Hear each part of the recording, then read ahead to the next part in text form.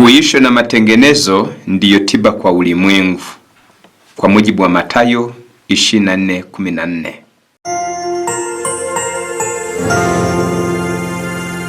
Ndugu na dada mnaotusikiza, tunawasalimu katika jina la Yesu. Hamjambo. Kwenye kipindi hiki ambacho tunaenda kujifunza kwa pamoja, ni Jumapili katika Agano Jipya. Tutaomba. Baba mtakatifu unayeishi milele zote, tunakushukuru kwa wakati huu ambao umeturuhusu kujifunza na wapendwa neno lako. Tupe usikivu mema na uelewa, ili tuyatendayo yapatane na mapenzi yako. Ni katika jina la Yesu tunaomba na kuamini. Amen. Kwa majina ni Peter Mugunga, na kama vile nilivyowaambia, kipindi tunacho au mada tunayo ni Jumapili katika Agano Jipya. Tunaposema au tunapozungumzia mada hii, kuna utata katika kuelewa maandiko matakatifu kwetu, kwa sababu ni maandiko matakatifu kutoka kwa Mungu. Tuombe kwa pamoja Roho Mtakatifu ili aweze kutuwezesha kuelewa zaidi yaliyo mapenzi ya Mungu na maandiko matakatifu. Kuelewa maandiko matakatifu yatatuwezesha kuenenda kulingana na lile neno la Mungu imeandikwa. Na kwa nini tujifunze somo hili? Wengi wana utata wa kuelewa siku hii. Miongoni mwa watu wengi katika ulimwengu wanasema kwamba Jumapili ni siku ya saba au mwisho wa juma. Ninavyosema mwisho wa juma ni mwisho wa wiki. Wengine husema kwamba ndiyo siku ya mapumziko, siku ya ibada. Na tunapoona imani zilizo katika ulimwengu wa sasa, washiriki wao kwenye njia panda, na kila wanachokitaka ni kumtii Mungu kwa usahihi, wakiambatana na neno la Mungu ili waweze kukubaliwa na yeye. Pia ni wengi ambao hawajui, njia zimekuwa nyingi, hawajui ile ya kweli ni ipi. Lakini kwa sababu neno la Mungu litatueleza zaidi, tutaelewa, na yeyote atakapojifunza maandiko matakatifu kwa moyo wa kicho, naamini ya kwamba hawezi akapotea. Lengo la ujumbe wa uamsho na matengenezo ni kuweka wanadamu katika hali ya maandiko, kubadilisha mioyo yao na nia zao na imani potofu, ili waweze kuenenda kulingana na mapenzi ya Mungu. Na mapenzi ya Mungu yanapatikana katika neno lake. Kwa hiyo tunaposoma neno Jumapili, kuna juma tena kuna pili. Jumapili ni mwanzo wa juma la pili baada ya juma la kwanza, au sio mwisho wa juma, bali ni mwanzo wa juma lifuatao, au siku ya kwanza ya juma, siku ya kwanza juma ifuatayo. Tunapoelewa zaidi Jumapili, kuna Jumapili, juma la pili. Tunaposema Jumapili ndio siku ya kwanza au ya kwanza juma ifuatayo, tuelewe zaidi. Hata kwa lugha ya Kiswahili, Jumapili ni juma ya pili au mwanzo wa juma ya pili. Na maandiko matakatifu katika Agano Jipya ni mafungu 8 tu yanayozungumzia Jumapili. Tutaona kile kilichofanyika Jumapili ili tuweze kujua ya kwamba Paulo ambaye ni mtume wa Mungu, ambaye amefanya kazi, alichukua siku hii namna gani? Mitume walikuwaje? Walienenda namna gani kuhusu siku hii? Na ili tuweze kurejea katika uchaji wa Mungu au utunzaji wa siku yake ya Sabato, tuelewe kwanza Jumapili maandiko yanasemaje kuhusu siku hii. Basi ni mafungu 8. Moja tutapata katika kitabu cha Mathayo sura 28 fungu la kwanza. Tutaelewa namna maandiko yanavyoeleza zaidi ili tuweze kuwa kwenye orodha ya wale watakao jua namna maandiko yanavyosema kuhusu siku hii. Kitabu hiki Mathayo sura ya 28, tutasoma maneno yafuatayo. Mathayo ndipo tutasoma, hata siku ya Sabato, hata Sabato ilipokwisha, ikapambazuka siku ya kwanza ya juma. Hata Sabato ilipokwisha, ikipambazuka siku ya kwanza ya juma, Mariamu Magdalena na Mariamu yule wa pili walikwenda kulitazama kaburi. Mathayo anaeleza kwamba Sabato ilipokwisha, ikipambazuka siku ya kwanza ya juma, Mariamu Magdalena na Mariamu yule wa pili walikwenda kulitazama kaburi. Unajua kwamba Jumapili inakuja baada ya Sabato. Tutasoma maelezo tutatoa baadaye. Marko 16 fungu la pili. Hata alfajiri mapema siku ya kwanza ya juma, wakaenda kaburini jua lilipoanza kuchomoza. Ningependa wale ambao mnanifuata twende kwa pamoja katika Biblia zenu muone ya kwamba siku hii ilikuwa ni ya ibada au la. 16 fungu la 9. Naye alipofufuka alfajiri siku ya kwanza ya juma, alimtokea kwanza Mariamu Magdalene, ambaye kwamba alimtoa pepo 7. Alipofufuka alfajiri siku ya kwanza ya juma,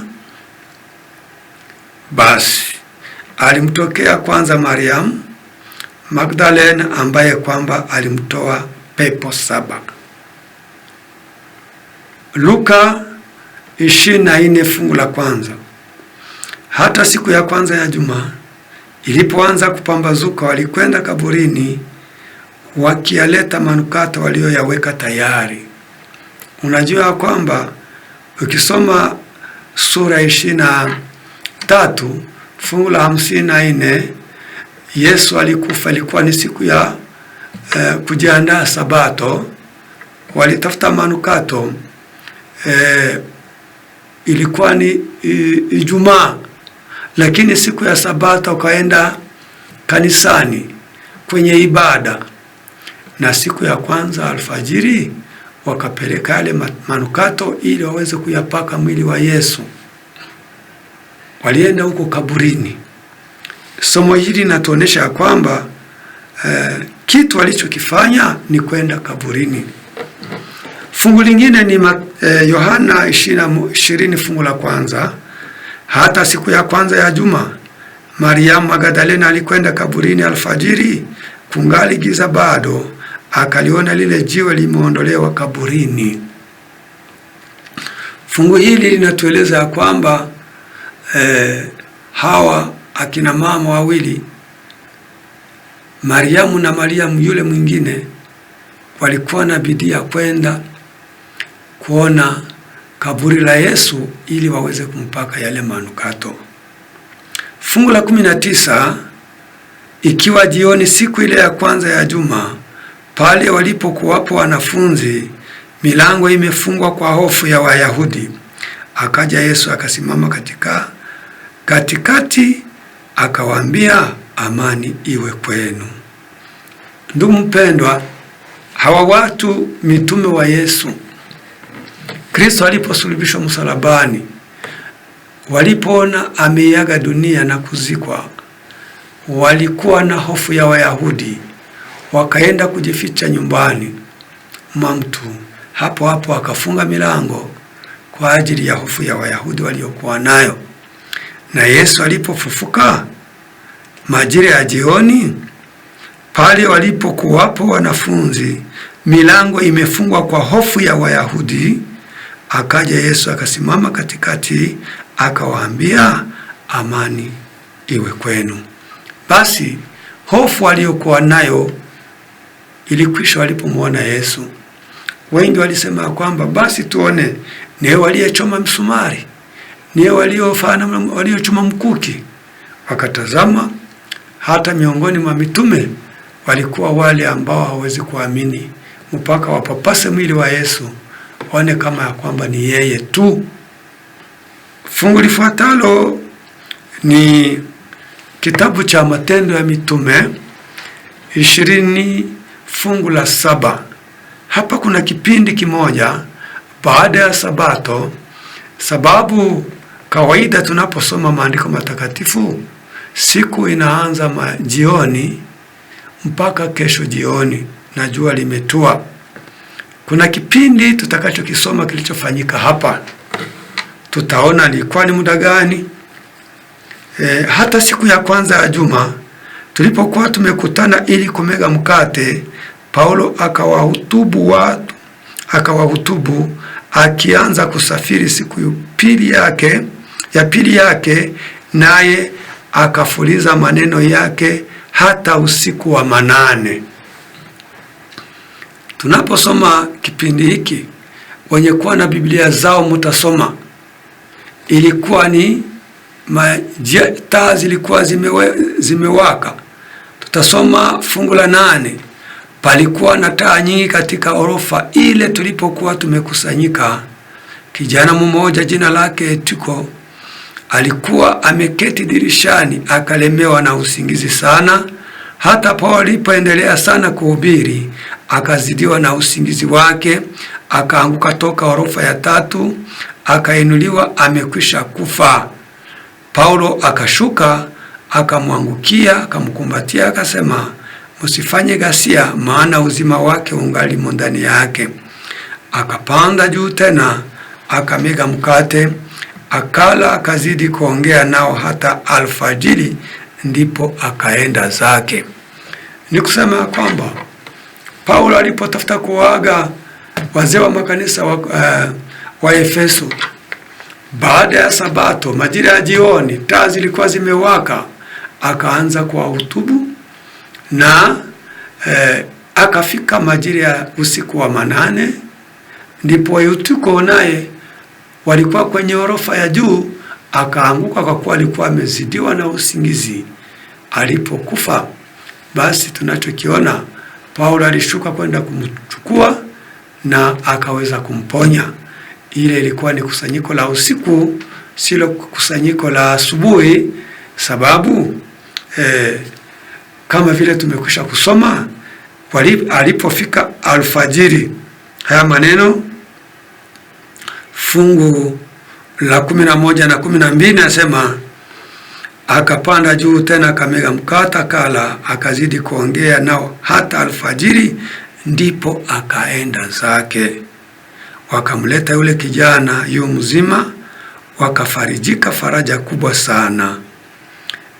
Huyu Paulo ilipofika asubuhi, akawaaga, akaondoka.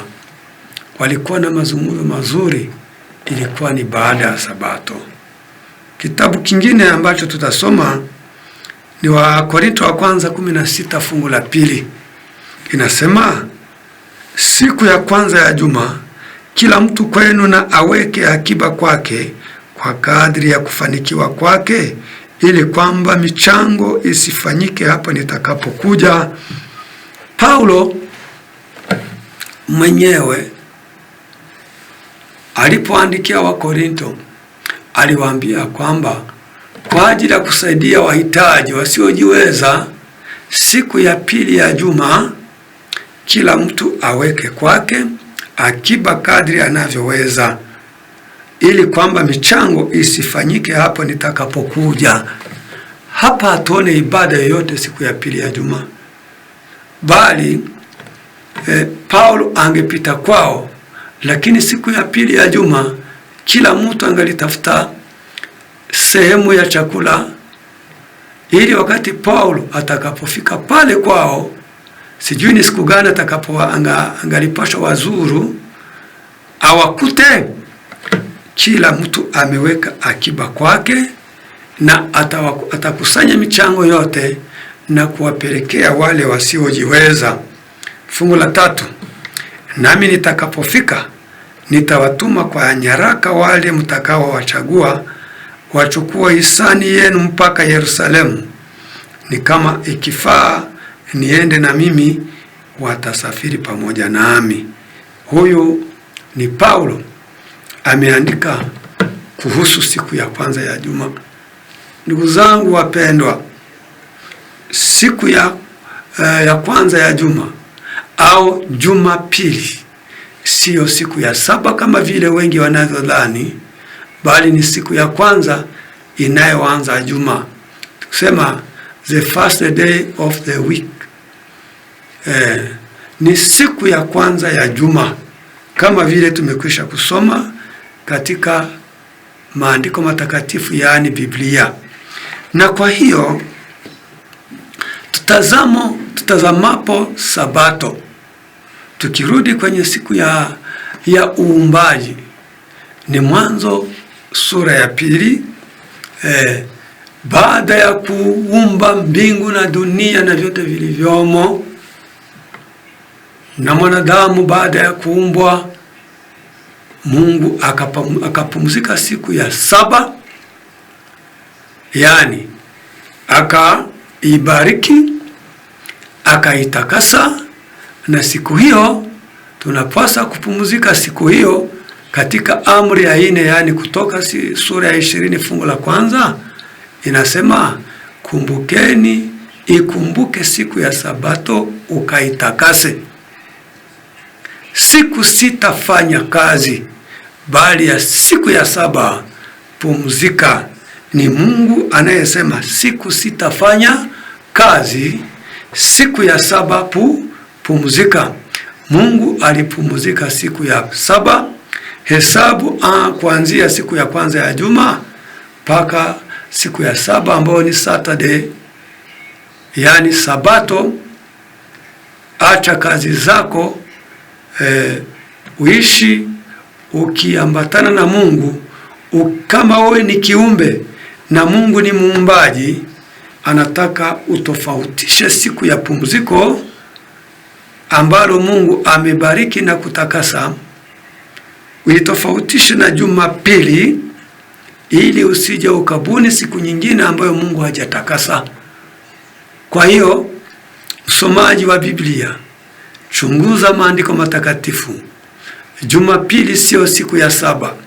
Kwa mujibu wa maandiko, Jumapili ni siku ya kwanza ya juma, ni siku inayoanza juma ya pili. Uwe na uelewa. Na Paulo ambaye alikuwa ni mhubiri mashuhuri, ukisoma maandiko matakatifu, hata Yesu Kristo ukisoma aliishi namna gani, akishika siku gani, utasoma kitabu cha Luka 4 fungu la 16. Siku ya Sabato alienda kwenye ibada kama vile ilivyokuwa desturi yake.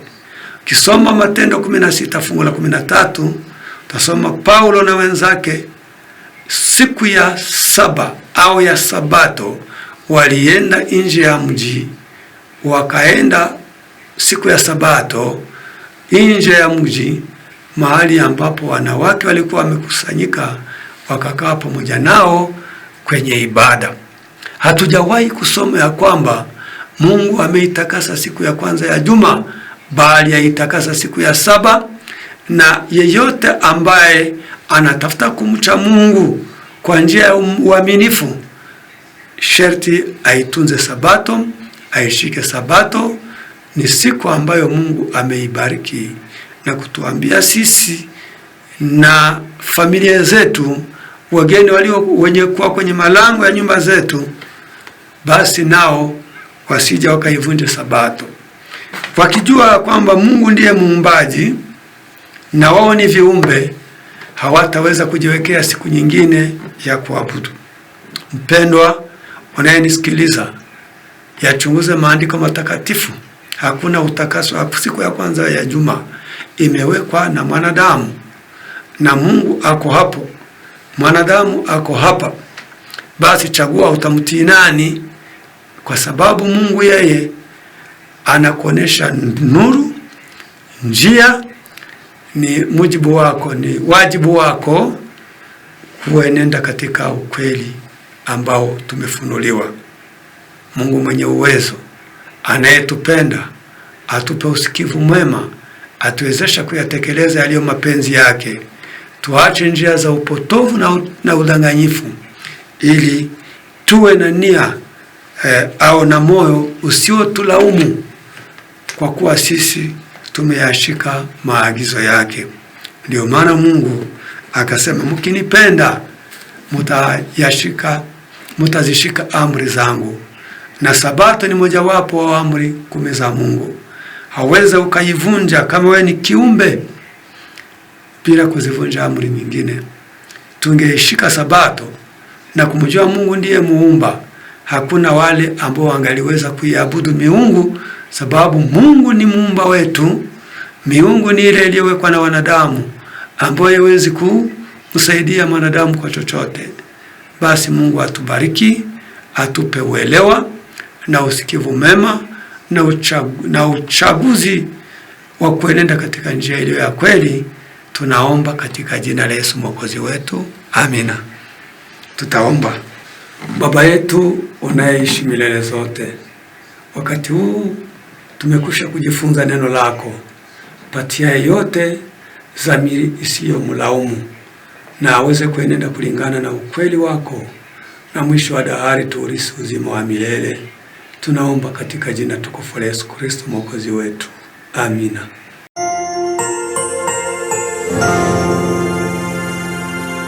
Uhuisho na matengenezo ndiyo tiba kwa ulimwengu, kwa mujibu wa Mathayo 24:14.